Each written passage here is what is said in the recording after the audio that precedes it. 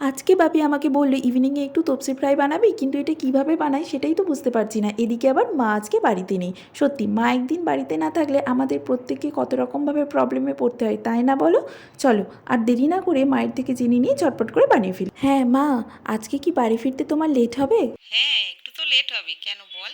আজকে বাপি ইভিনিংয়ে তপসি ফ্রাই খেতে চেয়েছি, একটু বলবে ওটা কিভাবে বানাবো?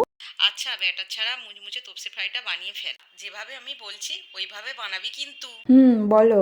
প্রথমে তপসে মাছগুলিকে নিবি, ওর মধ্যে দিবি পরিমাণ মতো আদা, রসুন, কাঁচা লঙ্কা বাটা, গোলমরিচ গুঁড়ো, লবণ ও লেবুর রস দিয়ে ভালো করে মাখিয়ে 20 মিনিট রেখে দিবি।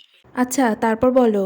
তারপর পরিমাণ মতো কর্নফ্লাওয়ার দিয়ে ভালো করে মাখিয়ে নিবি কিন্তু। তারপর কড়াইতে ভালো করে তেল গরম করে নিয়ে একে একে ভেজে নিলে হয়ে যাবে তপসে ফ্রাই। ঠিক আছে মা, রাখছি তাহলে।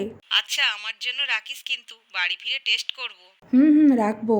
এত সহজ রেসিপি কি তোমরাও আমার সাথে সাথে শিখে নিলে তো ব্যাটার ছাড়া মুচমুচে তোপসে ফ্রাই? তোমরাও কিন্তু একদিন বাড়িতে ট্রাই করে দেখতে পারো, এর স্বাদ কিন্তু অসাধারণ হয়েছিল।